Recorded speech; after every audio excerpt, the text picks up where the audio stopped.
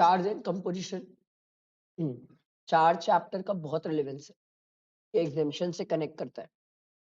तो जब भी एग्जामिशन पढ़ो उसके जस्ट बाजू में लिख लेना कि सर रिवर्स चार्ज की कौन सी एंट्री से कनेक्ट करता है, क्योंकि जब आखिरी दिन आप रिवाइज करोगे तो बार बार बुक आगे पीछे नहीं करोगे, तो ध्यान रहने के लिए बहुत काम आता है आखिरी दिन। रिवर्स चार्ज चैप्टर से क्वेश्चन तो आएगा, ऐसा नहीं है नहीं आएगा, आएगा। बड़े क्वेश्चन में कोई ना कोई एक पॉइंट रहेगा जो रिवर्स चार्ज का ट्रीटमेंट का रहेगा, वो गलत किए तो बड़ा क्वेश्चन ही गलत हो जाएगा, इसलिए रिवर्स चार्ज इंपॉर्टेंट होता है। कंपोजिशन लेवी एज सच नहीं पूछी है इंस्टीट्यूट, पता नहीं कभी पूछ सकती है, चांसेस कम है। इसको सीएमए वालों में पूछती है, सीएमए वाले अच्छे से पढ़ेंगे इसको, कंपोजिशन स्कीम का क्वेश्चन आता है सीएमए वालों में। सीए वालों में जनरली कंपोजिशन स्कीम एमसीक्यू में पूछ लेते हैं सर, एमसीक्यू में पूछ रहे हैं। चलो स्टार्ट करते हैं। पहले पता है फॉरवर्ड चार्ज रिवर्स चार्ज क्या होता है, थोड़ा सा याद करते हैं, बचपन था हमारा। फॉरवर्ड चार्ज क्या होता है, जहां पर सप्लायर रिसिपिएंट से पैसा कलेक्ट करता है और सर टैक्स पे कर देता है गवर्नमेंट को, ये था फॉरवर्ड चार्ज।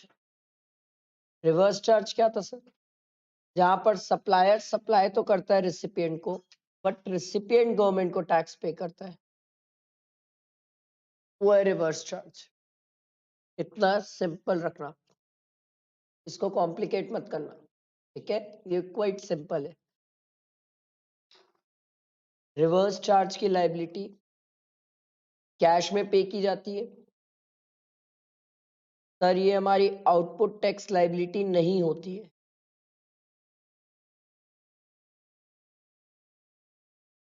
ये आउटपुट टैक्स लायबिलिटी में शो नहीं करते हैं, इसको तो अलग से शो करते हैं, ये ध्यान रखना, ये एग्जाम के लिए इंपॉर्टेंट है। जो आपने रिवर्स चार्ज में पे किए उसको आप अलग से शो करेंगे, ध्यान रखना। चलो लेट्स स्टार्ट, पढ़ते हैं।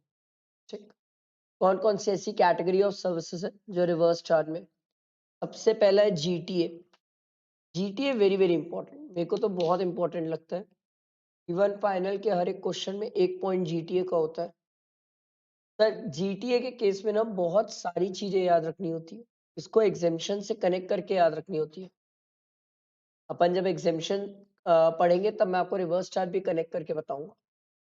सर अगर जीटीए वाला सर्विसेज प्रोवाइड कर रहा है तो सबसे पहले आप ये चेक करो कि वो 5% है कि 12%। 12 है तो फॉरवर्ड चार्ज है, मत सोचना। अगर सर जीटीए वाला अनरजिस्टर्ड पर्सन को प्रोवाइड कर रहा है पर 12% में कर रहा है तो भी फॉरवर्ड चार्ज।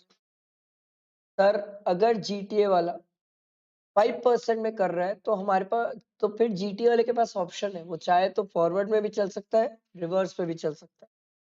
बट सर अगर 5% में रिवर्स में जाना है तो हमें ये चेक करना पड़ेगा क्या वो स्पेसिफाइड रेसिपिएंट की कैटेगरी में है कि नहीं। अगर स्पेसिफाइड रेसिपिएंट है तो रिवर्स चार्ज है, नहीं तो सर उस केस में फिर फॉरवर्ड हो जाएगा। जीटीए के केस में आपको एग्जाम में देखना पड़ेगा परसेंटेज और उसके बारे में क्या लिखा हुआ है, ठीक है, अच्छे से ध्यान देना सर। सर अगर जीटीए वाला किसी 5% पे चल रहा है और किसी पर्सन जो है वो कंज्यूमर है तो उस केस में एग्जेम्प्ट होता है, उस केस में एग्जेम्प्ट होता है। ये एग्जेम्पशन से भी कनेक्ट करता है जीटीए, उसको थोड़ा सा ध्यान रखना। इसमें हम गवर्नमेंट को भी करते हैं कवर। सर गवर्नमेंट के ऊपर आरसीएम एप्लीकेबल नहीं होता, अगर गवर्नमेंट सिर्फ टीडीएस पर्पस के लिए रजिस्टर की अपने आप को अंडर सेक्शन 51 तो उस केस में आरसीएम एप्लीकेबल नहीं होता। फिर हम एग्जाम्पशन वाले चैप्टर में पढ़े थे सर, अगर जीटीए वाला सर्विसेज गवर्नमेंट को प्रोवाइड करता है तो वो एग्जेम्प्ट है, आरसीएम एप्लीकेबल नहीं होता और एग्जेम्प्ट होता है। तो ऐसे कनेक्ट करके पढ़ना, इसीलिए जब एग्जाम्पशन वाला चैप्टर अपन रिवाइज करेंगे तो वहां पर ऐसे लिखना कि जीटीए वाली सर्विस साथ में पढ़ूंगा मैं, क्योंकि कनेक्टिविटी रहेगी तो अच्छा रहेगा, याद रहेगा। क्योंकि बहुत सारी चीजें, जीटीए वाला पीछे गाड़ी किराए से लेके आया एग्जेम्प्ट है, बहुत सारे पॉइंट्स है जीटीए वाले के साथ, तो जीटीए वाला तो बड़े अच्छे से ध्यान रखना सर, ठीक है। पहले एग्जाम में परसेंटेज ढूंढना, 12 है तो लड़ाई नहीं है, 5 है तो बहुत सारी लड़ाई है, बहुत सारी लड़ाई है। फिर स्पेसिफाइड रिसिपिएंट है कि नहीं, ध्यान देना सर, जैसे factory registered, society, cooperative, person registered, इसमें ये याद रखना सर, पार्टनरशिप फॉर्म चाहे रजिस्टर्ड हो या ना हो, उससे कोई फर्क नहीं पड़ता, कवर्ड है। एसोसिएशन ऑफ पर्सन,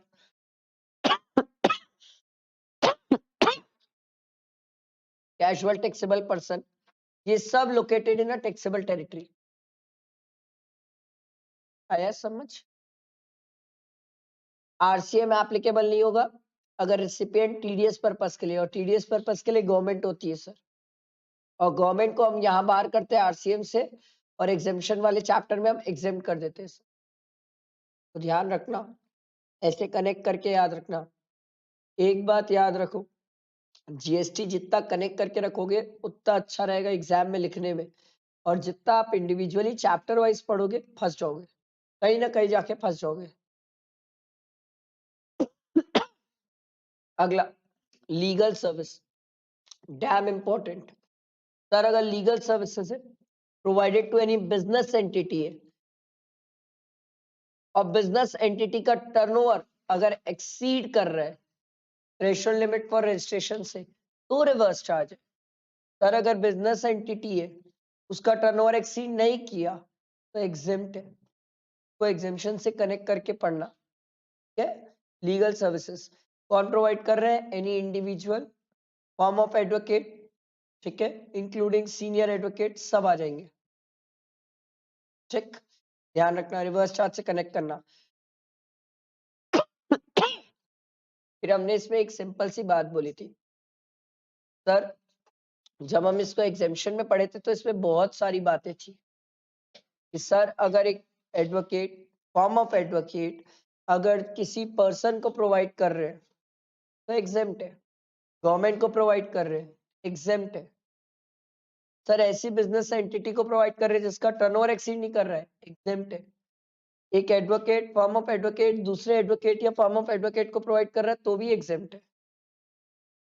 बहुत सारी बातें हैं, बहुत सारी बातें, तो इसको एग्जेम्पशन से याद रखना, इंपॉर्टेंट है। अगला है services supplied bye arbitrary tribunal, इसके साथ भी कहानी यही थी सर, बिजनेस एंटिटी को प्रोवाइड कर रहे हो तो बिजनेस एंटिटी का टर्नओवर देखा जाएगा, अगर टर्नओवर एक्सीड करता है तो रिवर्स चार्ज, टर्नओवर एक्सीड नहीं करता एग्जेम्पशन। हरी बात समझ, ध्यान रखना इसको।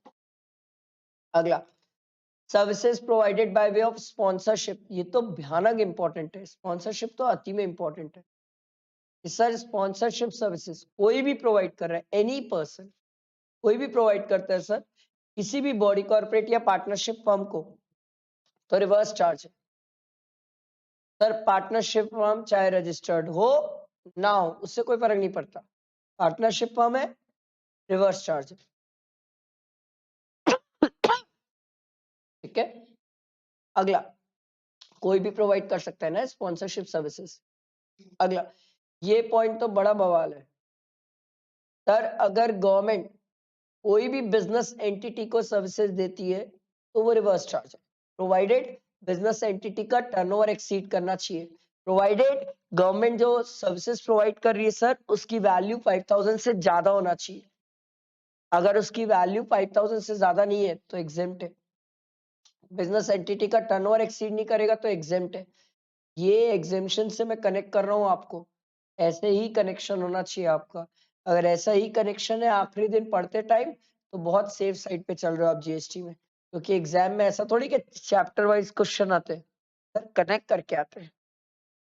तो सर गवर्नमेंट अगर बिजनेस एंटिटी को प्रोवाइड कर रही है सर्विसेज तो पहले तो मैं बिजनेस एंटिटी का टर्नओवर चेक करूंगा, टर्नओवर एक्सीड किया तो टैक्सेबल, फिर चेक करूंगा सर वैल्यू कितनी है, 5000 से एक्सीड कर रही है तो टैक्सेबल, अदरवाइज एग्जेम्प्ट है सर। समझ आया? अगला सर, कुछ ऐसी सर्विसेज है जिसको हम एक्सक्लूड करते हैं, एक्सक्लूड करते मतलब सर ये सब सर्विसेज अगर गवर्नमेंट प्रोवाइड करती है तो ये टैक्सेबल तो है, बट ये फॉरवर्ड चार्ज में, रिवर्स में नहीं है सर। पहला था रेंटिंग ऑफ इमूवेबल प्रॉपर्टी, या फिर services by way of department of post, ministry of railway, services in relation to aircraft vessel inside और आउटसाइड द प्रेजेंट, या ट्रांसपोर्टेशन ऑफ गुड्स और पैसेंजर। ये जो 4 सर्विसेज है सर, ये 4 सर्विसेज अगर गवर्नमेंट प्रोवाइड करती है तो फॉरवर्ड चार्ज है सर, इनमें रिवर्स नहीं है सर, इनमें रिवर्स नहीं है सर, ठीक है। अगला, सर्विसेज सप्लाइड बाय द, अच्छा ये 4 सर्विसेज एग्जाम भी नहीं है ना, ध्यान रखना, ये एग्जाम भी नहीं है। Services supplied by the central government excluding the ministry of railway, excluding है ना, याद रखना, excluding the ministry of railway. अगर sir government renting of immovable property की सर्विसेज प्रोवाइड करती है किसी रजिस्टर्ड पर्सन को तो रिवर्स चार्ज है, ठीक है, ध्यान रखना, गड़बड़ हो जाएगा नहीं तो बहुत दिक्कत हो जाएगी सर, याद रखना, ये नहीं याद रहेगा, ये भूल जाते हैं अपन इसको, ठीक है। आगे, services by way of renting of residential dwelling to a registered person, ये तो बहुत इंपॉर्टेंट है, कारण ये सर क्योंकि ये ना एग्जामिनेशन से अच्छा कनेक्ट करता है।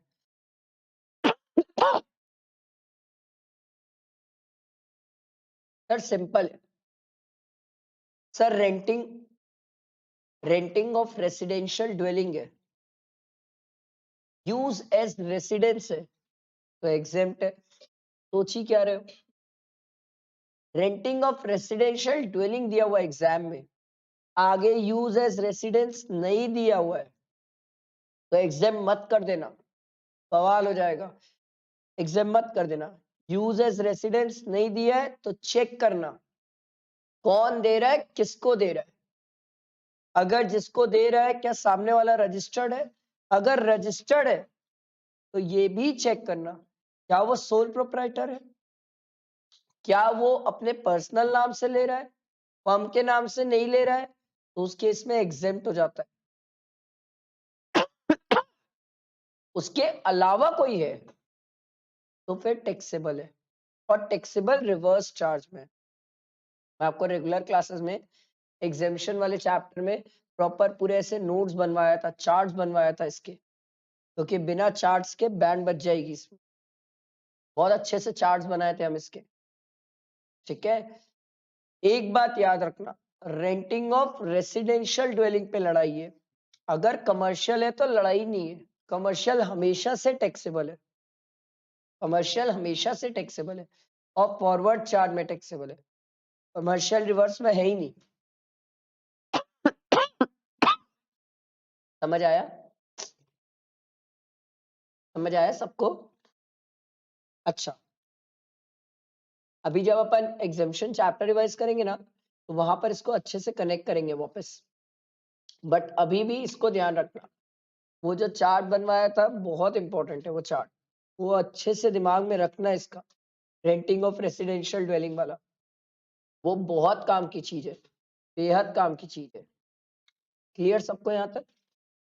एक पॉइंट यहाँ पर ऐड हुआ है फाइनल वालों के लिए, अब इंटर वालों के लिए क्लियर नहीं है कि वो पॉइंट एप्लीकेबल करेंगे कि नहीं करेंगे, अभी तक इंस्टीट्यूट ने बताया नहीं स्टैट्यूटरी अपडेट से। मैंने आपको एग्जामिनेशन चैप्टर पढ़ाते टाइम लिखवा दिया था वो पॉइंट, ठीक है। मैं आपको बताता हूँ क्या है, मैंने बोला सर कमर्शियल प्रॉपर्टी अगर कोई भी किराए पे देता है तो उस केस में फॉरवर्ड चार्ज है, सर अगर दोनों ही अनरजिस्टर्ड है तो सोच क्या रहे हो, फिर तो जीएसटी नहीं है। सप्लायर रजिस्टर्ड है, रिसिपिएंट रजिस्टर्ड नहीं है तो फॉरवर्ड चार्ज है। अब होता ये था कमर्शियल प्रॉपर्टी के केस में जो पर्सन कमर्शियल प्रॉपर्टी दे रहा है वो अनरजिस्टर्ड होता था, बट जिसको दिया जा रहा है वो रजिस्टर्ड होता था, तो इस केस को इन्होंने रिवर्स चार्ट में लेके आया है। क्या बोला, समझ आया? सर जो कमर्शियल प्रॉपर्टी लेट आउट कर रहा है, जो कमर्शियल प्रॉपर्टी लेट आउट कर रहा है वो बंदा अनरजिस्टर्ड है, जिसको लेट आउट कर रहा है वो रजिस्टर्ड है, तो सर इस केस में रिवर्स चार्ज है। फाइनल में ये एंट्री आ चुकी है, इंटर में अभी तक इंस्टीट्यूट ने बताया नहीं है कि आएगी कि नहीं आएगी, सिलेबस में रहेगी कि नहीं रहेगी, क्योंकि बहुत सारी चीजें जो फाइनल लेवल पे होती है इंटर लेवल पे नहीं आती अमेंडमेंट पे। मैं आपको रेगुलर क्लासेस में भी बता दिया था, अभी भी एक बार बता देता हूँ, इन केस अगर रहा तो वो तो जब हम अमेंडमेंट लेक्चर देखेंगे तो उस पर कवर कर लेंगे, बट अभी भी एक बार बता रहा हूँ ताकि आप ध्यान रखो इसको। समझ आई बात? तो इसको ध्यान रखना कि इसको ऐसे 5 AB करके यहीं पर शॉर्ट में लिख लो कि सर अनरजिस्टर्ड पर्सन है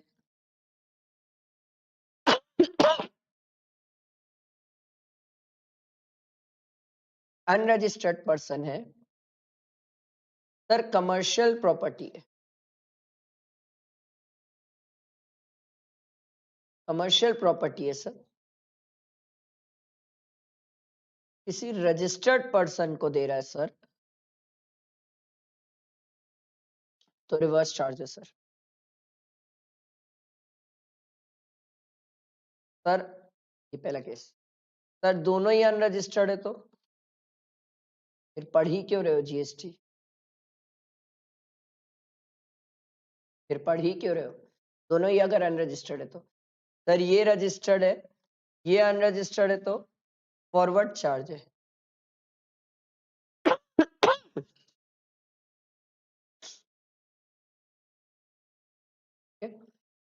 मेरे हिसाब से ध्यान रखने वाली बात, इन केस अगर आपके स्टैट्यूटरी अपडेट में इसको इंक्लूड किया तो काम की चीज, नहीं किया जय माता दी, फाइनल वाले बस पढ़ेंगे इसको।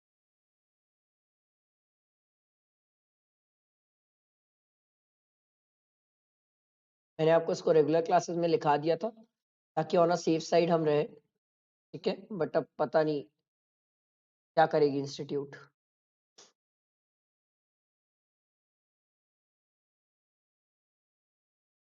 क्लियर है सबको? अगला, services supplied by any person by way of transfer of development rights, FSI या additional FSI for construction of a project by promoter. याद है ये? इसको भी सर हम एग्जेम्पशन से कनेक्ट करते हैं। आप एक खास बात देखो, जितना रिवर्स चार्जेस सब एग्जेम्पशन से जाता है कनेक्टेड, एक आध को छोड़ दो सब कनेक्ट हो जाते हैं। इससे रिलेटेड क्या पढ़े थे हम रिवर्स चार्ज में और एग्जेम्पशन में कनेक्ट करके?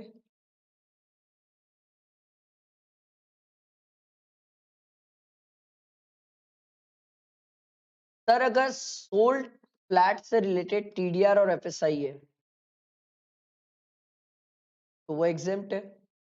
अनसोल्ड फ्लैट से रिलेटेड TDR FSI है तो टैक्सेबल है। और टैक्सेबल कैसे? रिवर्स चार्ज में प्रमोटर पे करेगा, ठीक है। तो एग्जाम में ध्यान रखना कि वो जो TDR FSI दे रहे हैं, क्या वो सोल्ड फ्लैट का दे रहे हैं अनसोल्ड फ्लैट का दे रहे हैं, आपको ध्यान रखना होगा। सोल्ड है तो एग्जेम्प्ट है, अनसोल्ड है तो उस केस में टैक्सेबल है और रिवर्स चार्ज में।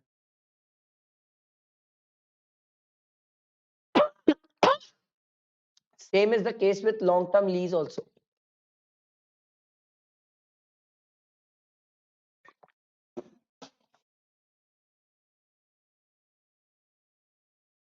लॉन्ग टर्म लीज के साथ भी सेम कहानी है। याद है लॉन्ग टर्म लीज में हम क्या पढ़े थे? सर अगर लॉन्ग टर्म लीज है किससे रिलेटेड है?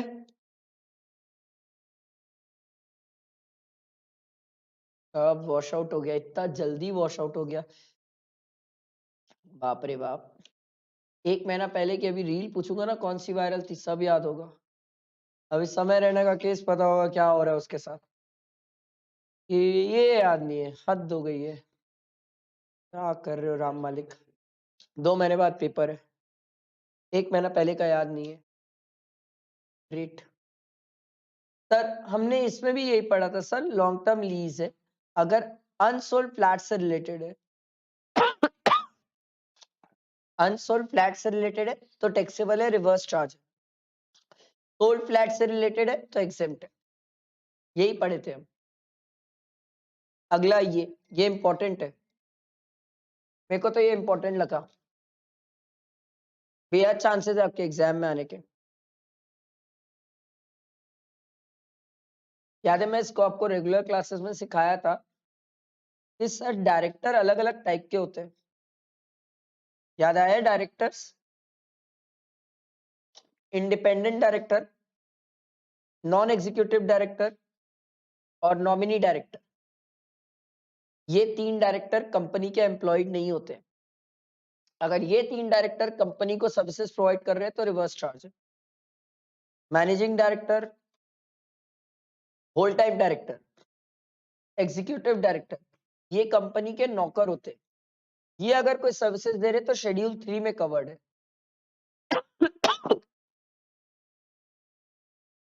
समझ आया? ध्यान रखना इसको। इससे रिलेटेड एक नीचे सर्कुलर भी पढ़ेंगे अपन।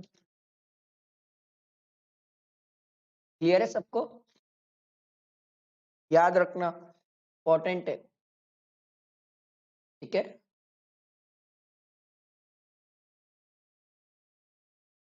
क्या आएगा? एक 2 सर्कुलर आएंगे इसके इंपॉर्टेंट वाले, अभी अपन पढ़ेंगे नीचे। अगला इंश्योरेंस, ये तो बहुत सिंपल है सर। इंश्योरेंस एजेंट है, अगर इंश्योरेंस कंपनी को सर्विसेज दे रहा है तो इंश्योरेंस कंपनी बड़ी है, इंश्योरेंस कंपनी रिवर्स चार्ज में देगी। ये तो क्रिस्टल क्लियर था, ये बहुत सिंपल था। ये याद रखना, इसमें गड़बड़ नहीं करना। रिकवरी एजेंट किसका? बैंक्स वगैरह से रिलेटेड रिकवरी एजेंट। ठीक है, एग्जाम में एक बार कार का रिकवरी एजेंट आ गया था। ठीक है, कंफ्यूज नहीं होना।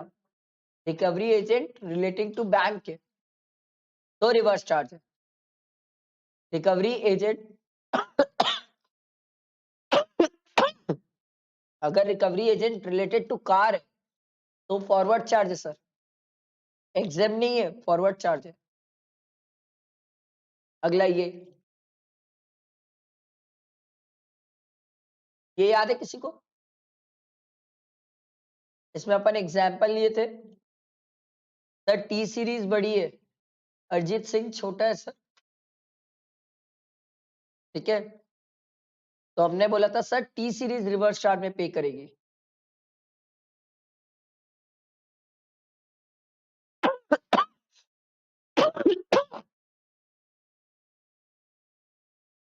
अगला ऑथर वाली सर्विस याद है? पब्लिशर पे करेगा रिवर्स चार्ज, पर ऑथर चाहे तो ऑप्शन ऑप्ट कर सकता है कि मैं खुद फॉरवर्ड चार्ज में पे करना चाहता हूँ। एग्जाम में जब तक कुछ नहीं बोलेगा आप रिवर्स ही मानोगे। अगर लिखा रहे कि author is registered and he want to pay the GST, तब फॉरवर्ड चार्ज मानना। आई बात समझ? ध्यान रखना, नहीं तो गलती हो जाएगी।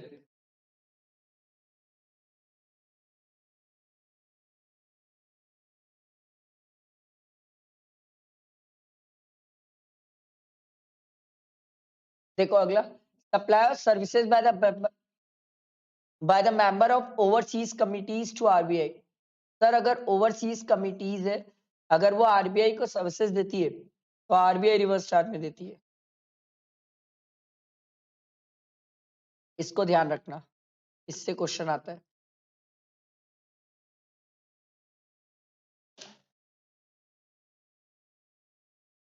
याद है मैं रेगुलर क्लासेस में सिखाया था, ये वो लोग होते हैं जो बैंक के लिए धंधा लेके आते, डीएसएस, डायरेक्ट सेलिंग एजेंट। अगर ये डायरेक्ट सेलिंग एजेंट इंडिविजुअल है तो सरकार बोलती है रिवर्स चार्ज, बैंक पे करेगा। आपको एग्जाम में ये ध्यान रखना पड़ेगा कि जो बड़ा सा क्वेश्चन होता है उस बड़े से क्वेश्चन में एक पॉइंट दिया हुआ रहेगा कि the person is providing DSA services to the bank. तो आपको ये देखना पड़ेगा वो जो पर्सन प्रोवाइड कर रहा है वो कौन है। अगर इंडिविजुअल है तो रिवर्स चार्ज है, और नहीं तो सर अगर बॉडी कॉर्पोरेट है, ये याद रखना सर, नहीं याद रहता नहीं तो body corporate, partnership firm, LLP, ये सब रहा तो सर फॉरवर्ड चार्ज है, एग्जेम्प्ट नहीं है, फॉरवर्ड चार्ज है।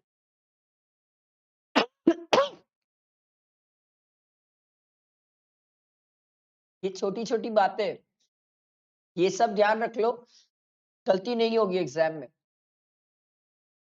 अगला, business facilitator to a banking company. हमने बोला था सर बिजनेस फैसिलिटेटर वो होते जो बैंक्स को हेल्प करते हैं बिजनेस फैसिलिटेट करने में, मतलब बिजनेस को ग्रो करने में, बिजनेस एक्सपांड करने में। बैंक बड़ा है सर, बैंक देगा रिवर्स चार्ज में। फिर हमने बोला अच्छा याद है आप लोगों को, ये हमने रिवर्स चार्ज से भी कनेक्ट किया था इसको, सॉरी एग्जेम्पशन से कनेक्ट किया था इसको। नाइस सर, बिजनेस फैसिलिटेटर अगर बैंक्स को सर अकाउंट्स, याद आया कुछ, अकाउंट से रिलेटेड सर्विसेज दिया रूरल एरिया में सर, तो एग्जेम्प्ट है सर, तो एग्जेम्प्ट है।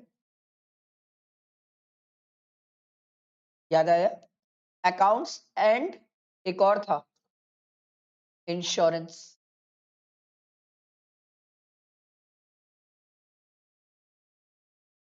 ठीक है, इसके अलावा कोई और सर्विसेज है तो रिवर्स चार्ज में टैक्सेबल है। अर्बन एरिया दिया, आंख बंद करके एग्जाम में टैक्सेबल करके आना। समझ आया? अगला agent of business correspondent to business correspondent. सरकार बोलती है बिजनेस करस्पॉन्डेंट बड़ा आदमी है, हम इससे जीएसटी की बातें करेंगे। अगला था सिक्योरिटी सर्विसेज, इंपॉर्टेंट।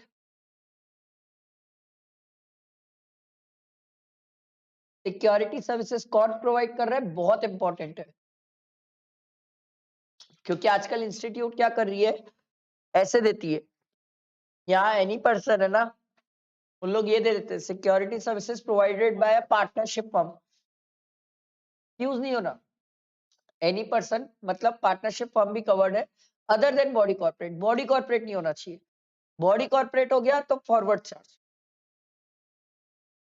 ठीक है, तो security services provided by any person other than body corporate, the reverse charge. जिसको प्रोवाइड कर रहे हो वो कौन होना चाहिए, रजिस्टर्ड होना चाहिए। याद रखना, अगर वो रजिस्टर्ड नहीं है तो रिवर्स कैसे लेके जाओगे, वो जीएसटी कैसे देगा। आ रही बात समझ, बैठा दिमाग में? तो अगर सामने वाला अनरजिस्टर्ड है तो ऑब्वियस सी बात है फॉरवर्ड चार्ज हो जाएगा। ये ध्यान रखना, थोड़ा सा कंफ्यूजिंग वाला पॉइंट है। ठीक है, फिर हमने बोला था सर आरसीए में एप्लीकेबल नहीं होगा अगर कोई पर्सन है जो टीडीएस पर्पस के लिए, जो कि बेसिकली कौन होती है, गवर्नमेंट, और एक है कंपोजिशन वाले लोग, ये दो लोगों पे आरसीए में एप्लीकेबल नहीं होगा।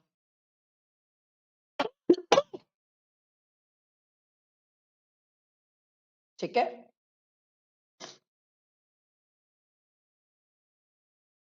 इसके बाद अपन पढ़े थे services by way of renting of motor vehicle.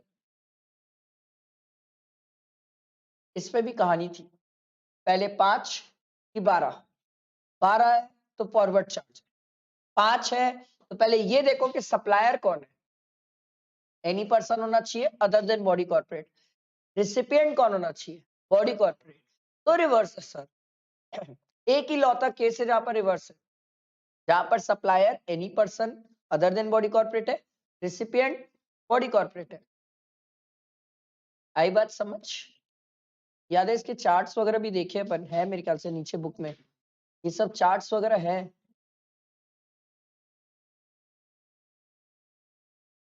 5%, 12%, supplier other than body corporate, recipient body corporate, एक ही केस है रिवर्स चार्ज, बाकी सब फॉरवर्ड में जाता है। एक और था लैंडिंग ऑफ सिक्योरिटीज वाला, सर जो लेंडर है उसने लेंड किया सिक्योरिटीज बोरोअर को, तो बोरोअर रिवर्स चार्ज में देगा, ये सिंपल है।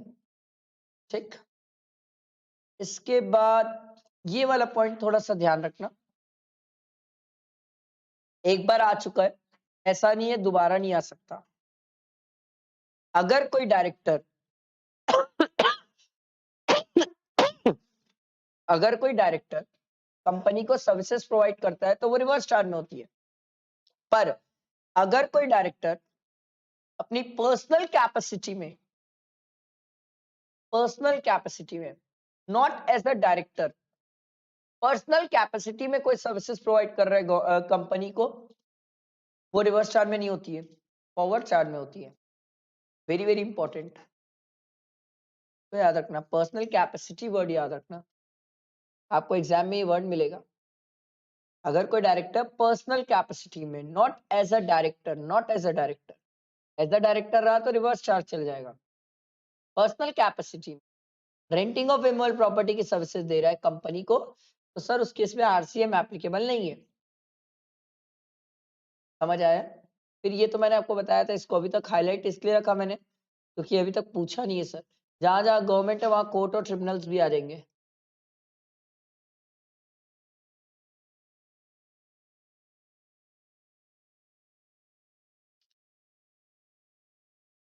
ये बहुत इंपॉर्टेंट है ई कॉमर्स ऑपरेटर, और इसको तो हम बहुत अच्छे से पढ़े। याद है ई कॉमर्स ऑपरेटर? हमने बोला सर अब से हमारी जिंदगी में ई कॉमर्स ऑपरेटर अलग अलग होते हैं सर। एक होता है 9 5 वाला, एक होता है नॉर्मल ई कॉमर्स ऑपरेटर। सर 9 5 वाला ई कॉमर्स ऑपरेटर वो होता है जो बेचारा रिवर्स चार्ज में पूरा जीएसटी पे करता है। सप्लायर से हम बात ही नहीं करते, जो सप्लाई कर रहा होगा ई कॉमर्स ऑपरेटर के थ्रू, हम उससे बात ही नहीं करते। और एक होते हैं सर दूसरे ई कॉमर्स ऑपरेटर, जिन लोग को सर हमने बोला टीसीएस कलेक्ट करने का काम है। याद आया? यहाँ पर जो हम पढ़ते हैं वो 9 5 वाले पढ़ते हैं। ठीक है, क्या इन लोगों को रजिस्टर कराना पड़ता है? यस, यही लोग है सर जो जीएसटी पे करते हैं रिवर्स चार्ज में, तो इनको रजिस्टर तो कराना ही पड़ेगा सर। अगर इनका फिजिकल प्रेजेंस नहीं है तो रिप्रेजेंटेटिव अपॉइंट करें, और रिप्रेजेंटेटिव नहीं है तो किसी पर्सन को अपॉइंट करें। ठीक है, आगे बढ़ते हैं। ये थी sir notified category of services जिसमें e commerce operator sir GST pay करता है रिवर्स चार्ज में। ध्यान रखिएगा sir. Transportation of passenger by radio taxi, motor cab, maxi cab, motorcycle, ये सब हम रेगुलर क्लासेस में बहुत डिटेल में समझे इसको। ठीक है, इसमें ये वाला पॉइंट मेरे हिसाब से अभी याद रखना इसको, ये कंफ्यूज करने के लिए अभी भी आ सकता है, मेरे हिसाब से अभी भी आ सकता है।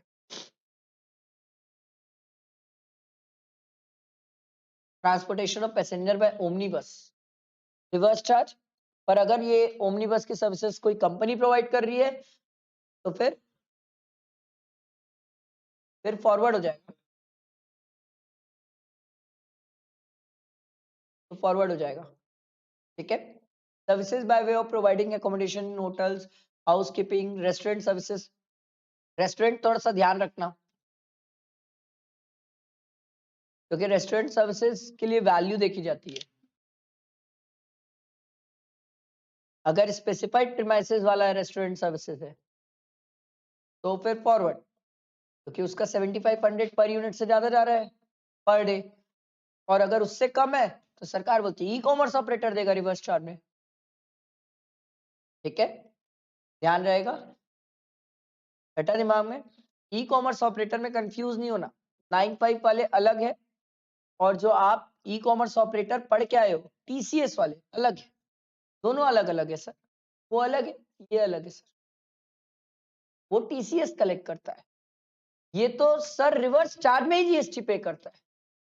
यहाँ हम सप्लायर को बोलते तू छोटा आदमी है, तेरे से नहीं लेते, देखो छोड़ दिए। हाँ, तू खुद रजिस्टर्ड है तो खुद देना चाहता है तो बात अलग है, नहीं तो जा छोड़ दिए तेरे को, हम ई कॉमर्स ऑपरेटर से बात कर लेंगे। पर टीसीएस वाले केस में क्या होता है, हम ई कॉमर्स ऑपरेटर को बोलते हैं सप्लायर बड़ा आदमी है, सप्लायर टैक्स दे सकता है, बट वो देगा कि नहीं देगा भरोसा नहीं है। तू उसका टीसीएस कलेक्ट कर ले और हमें दे दे, बाद में जब वो अपना टैक्स पे करने आएगा तो जब खुद टैक्स पे करेगा तो हम जितना वो पे कर चुका है उसकी क्रेडिट दे देंगे, एडजस्ट हो जाएगा। क्रेडिट दे देंगे मतलब कैश लेजर में रिफ्लेक्ट कर जाएगा जितना भी उसने टैक्स पे कर दिया है। आई बात समझ? ये डिफरेंस होता है सर। बहुत सारे लोग ई कॉमर्स ऑपरेटर में ही घूम जाते हैं, बहुत लोग घूम जाते हैं ई कॉमर्स ऑपरेटर में। क्लियर हुआ? बढ़े आगे। ठीक है सर, ये एक छोटा सा ही पॉइंट है बट कभी कभी आ जाता है तो घुमा देता है कि सर एक ही केस है आईजीएसटी वाला जो आपको दिया हुआ है रिवर्स चार्ज। कौन सा केस है सर?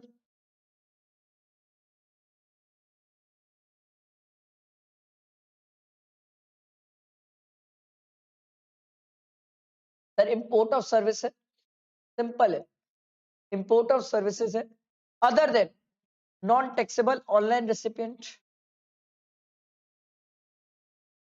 क्योंकि सर अगर इंडिया वाला भी नॉन टैक्सेबल ही है तो फिर जीएसटी कैसे लोगे सर?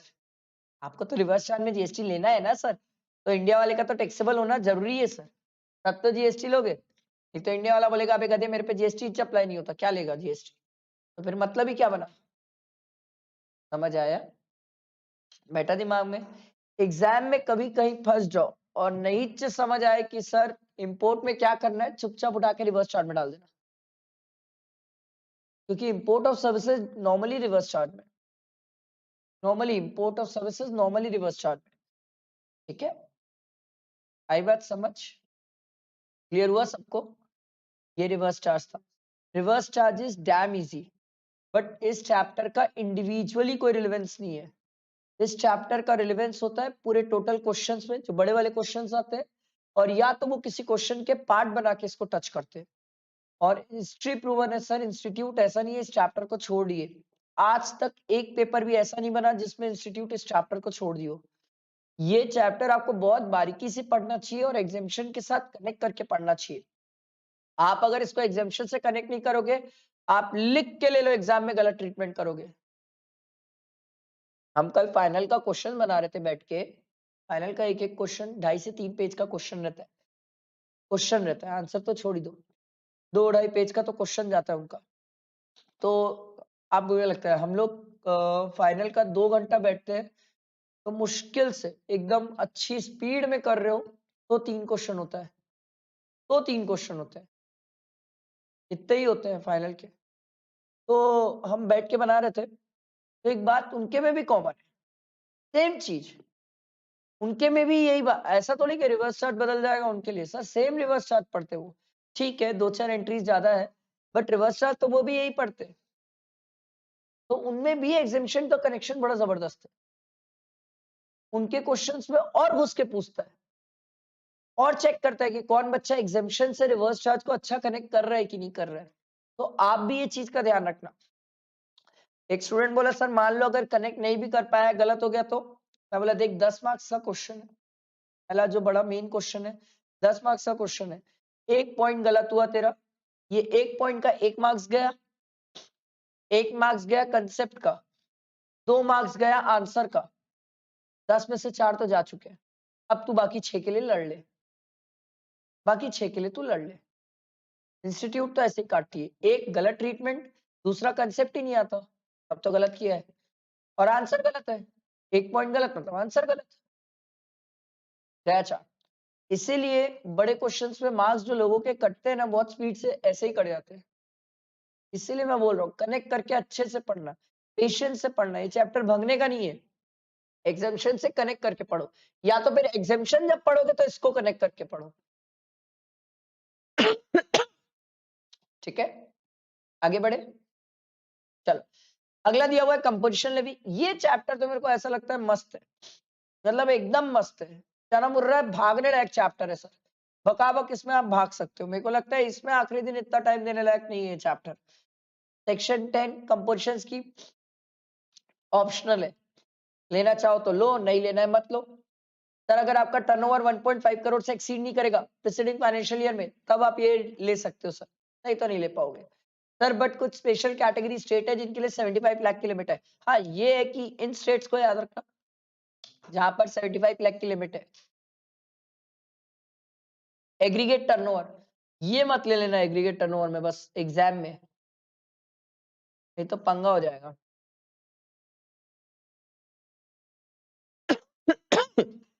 जब अपन एग्रीगेट टर्नओवर देखेंगे तो सर आरसीएम में जो हम पे करते हैं वो नहीं लेंगे सर, वो नहीं लेंगे, ये ध्यान रखना, ये गलती मत कर देना।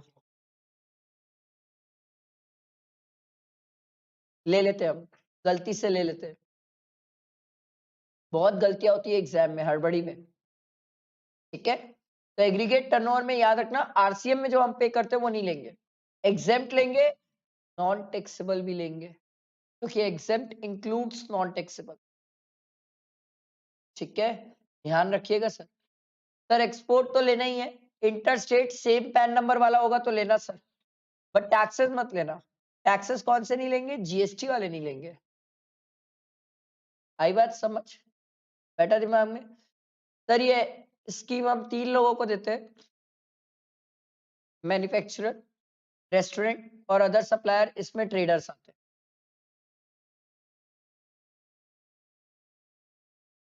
ठीक है, यहाँ 1% ऑफ टर्नओवर है, या 5% है, और यहाँ 1% ऑफ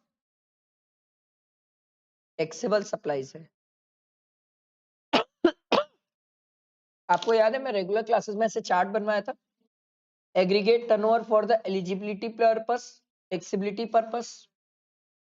जब एलिजिबिलिटी के लिए लेते हो तो सर जितने टर्नओवर तक आप रजिस्टर्ड नहीं हो, लायबल टू रजिस्टर्ड नहीं हो, उतना टर्नओवर भी लेते हो।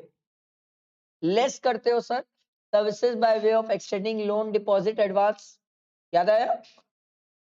तो finance consideration in the form of interest discount, इसको नहीं लेते। बट जब आप टैक्सेबिलिटी के लिए लेते हो सर, तो जितने टर्नओवर तक आपकी थ्रेशोल्ड लिमिट थी, उतने तक जीएसटी की लायबिलिटी होती ही नहीं है। ठीक है, उतने तक जीएसटी की लायबिलिटी होती ही नहीं है, तो वहां तक आप टैक्सेबिलिटी के लिए लेते ही नहीं हो टर्नओवर। उसके बाद का टर्नओवर देखते हो और टैक्स निकालते हो। आई बात समझ? ये ध्यान रखना, अच्छे से याद रखना। ठीक है, मैंने रेगुलर क्लास में वो चार्ट बनवाया, वो चार्ट बहुत इंपॉर्टेंट है। कुछ चीजें हैं जो मैं आपको रेगुलर क्लासेस में बनवाता हूँ, आप उसको समरी बुक में नोट करके रख लिया करो, आपके लिए काम की चीज है। नोट किया हुआ रहेगा ना, बाद में आपको 4 बार इधर उधर घूम के नहीं पढ़ना पड़ेगा। एक स्टिकी नोट लगाना और यहीं पर चिपका देना, ताकि ध्यान रहेगा कि हमें एग्रीगेट टर्नओवर के लिए बार बार पेज नहीं पलटना है। आखिरी दिन कितनी बुक खोलोगे और कितना पेज पलट पाओगे? पलट सकते हो तो अच्छी बात है, बट इतना टाइम होता नहीं है कि 4 बुक आप पेज पलट पाओ सर, अलग अलग बुक्स के। तो बेटर है स्टिकी नोट लो, यहीं चिपका दो, यहीं ध्यान रहेगा। अगर एग्जाम में ऐसा दे दे कि कोई पर्सन है जो पिछली बार रजिस्टर्ड था, तो इस बार करंट ईयर में उसका जो एग्रीगेट टर्नओवर है, एलिजिबिलिटी के लिए मत देखना, सीधा टैक्सेबिलिटी के लिए देखना। समझ आ रहा है? बेटा दिमाग में ऐसी कई गलतियां होती है आप लोगों से, जब मैं टेस्ट भी लिया था तब मैंने देखा था, बहुत गलतियां करते सब, बहुत गलतियां करते। छोटे छोटे पॉइंट्स होते हैं, मिस्टेक कर देते हो आप। अगर कोई पर्सन है, ऐसा दिया हुआ है कि वो बंदा रजिस्टर्ड है, तो अब आप जब वो बंदा पहले से ही रजिस्टर्ड है, तो यहाँ पर आप एग्रीगेट टर्नओवर जो है एलिजिबिलिटी के लिए नहीं देखोगे, सीधा टैक्सेबिलिटी के लिए जाओगे, क्योंकि वो तो पहले ही रजिस्टर्ड है। आ रहा है समझ? अगर कोई क्वेश्चन में किसी पर्सन का पिछले बार का टर्नओवर नहीं दिया, उसका पहला साल है, तो वही साल एलिजिबिलिटी, वही साल टैक्सेबिलिटी देखना है। आ रही बात समझ? इसमें पिछले साल का लाओगे कैसे? तो वो इस साल एलिजिबल माना जाएगा, कि पिछले साल का टर्नओवर ही नहीं है तो कैसे करोगे? एलिजिबल तो है वो। ये सब छोटी छोटी चीजें याद रखना। क्लियर है सबको? ये 1% ऑफ टैक्सेबल सप्लाईज है। टैक्सेबल सप्लाईज मतलब क्या नहीं आएगा? क्या नहीं आएगा sir? Exempt and non taxable नहीं आएंगे सर, ध्यान रखना। अच्छा एक बात बताओ, ये जो हमें 10% की एक्स्ट्रा लिमिट मिलती है कि हम इतने वैल्यू की सर्विसेज प्रोवाइड कर सकते हैं, क्या ये रेस्टोरेंट वालों को ही मिलती है? नहीं, ये रेस्टोरेंट वालों को नहीं मिलती है, ये सिर्फ मैन्युफैक्चरर और ट्रेडर को मिलती है। वो लोग चाहे तो 10% of the turnover preceding financial year का, याद रखना, प्रीसीडिंग फाइनेंशियल ईयर का, ठीक है, और 5 लाख दोनों में विचेवर इज हायर, इतने अमाउंट तक की सर्विसेज दे सकते हैं, इससे ज्यादा नहीं।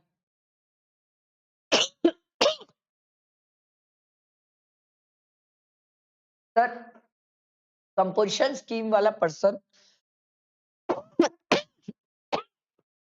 बाप रे,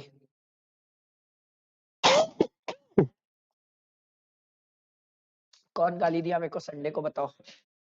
नित्या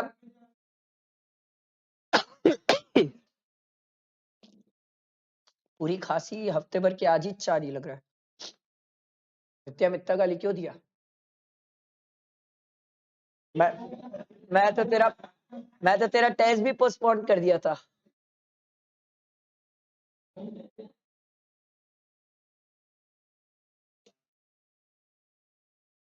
क्या चीज बोल रहा है? तू दे देना, परसों दे रहे हैं इन लोग, परसों दे दे। ये लोग तो देंगे, इनका शेड्यूल थोड़ी चेंज करूंगा मैं। चलो सर, कुछ लोग जिनको कंपोजिशन स्कीम नहीं मिलेगी, पहले ऊपर 3 कैटेगरी लोग, उनके अलावा किसी और को नहीं मिलती।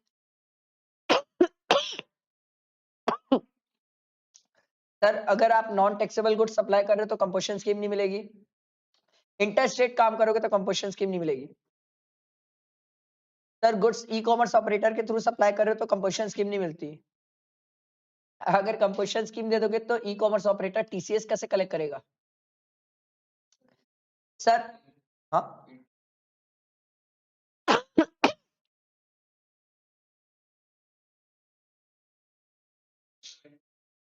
क्या चीज? इस चीज का तू जो बोल रहा है वो ई कॉमर्स ऑपरेटर के थ्रू कर सकते हैं, कंपोजिशन स्कीम वाले नहीं कर सकते।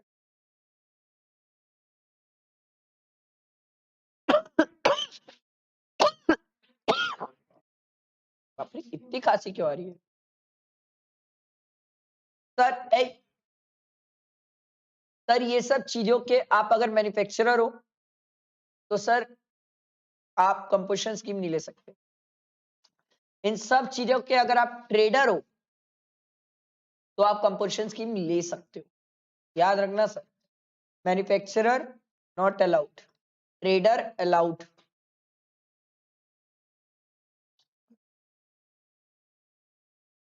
ठीक है, ध्यान रखना।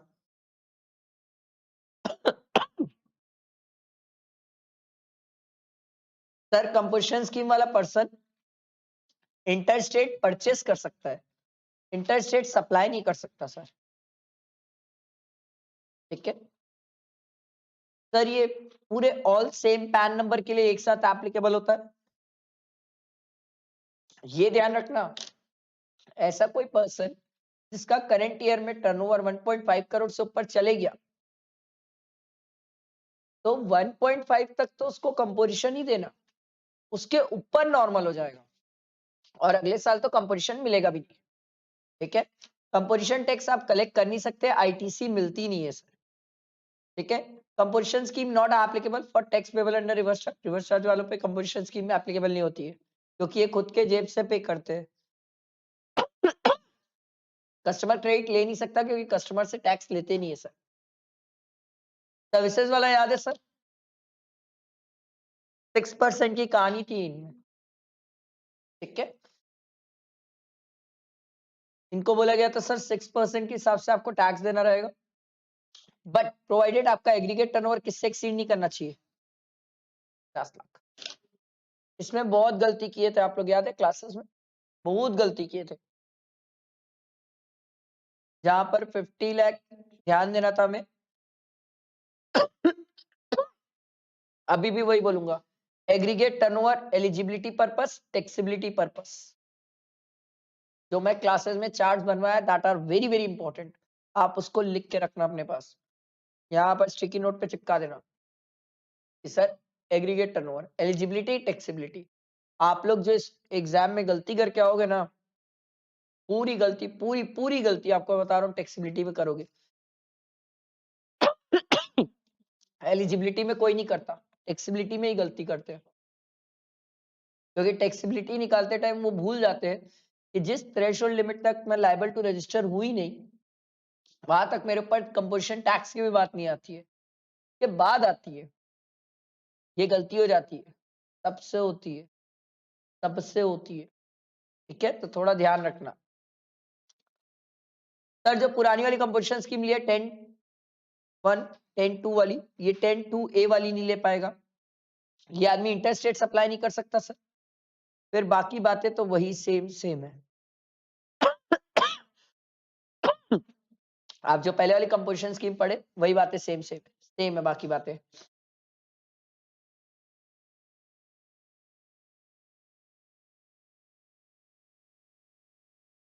इसमें ना ये जो रूल्स वगैरह दिए हुए हैं, इसमें मेरे को लगता है एक दो चीजें इंपॉर्टेंट है जो आपको for the purpose of MCQ ध्यान रखनी चाहिए। एमसीक्यू पर्पस के लिए याद रख सकते हो।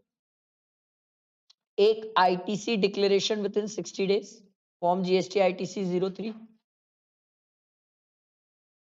Details of stock to be furnished within 90 days, GST CMP 03। MCQ में जो आया हुआ है बता रहा हूं,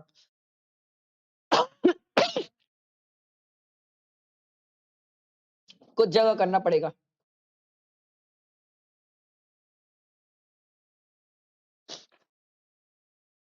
ये इंपॉर्टेंट नहीं है, ये सब नहीं है, ये पढ़ लो, ये एग्जाम में आया है सर, एमसीक्यू में ही आया था। Detail of stock to be furnished on opting out of the scheme within 30 days.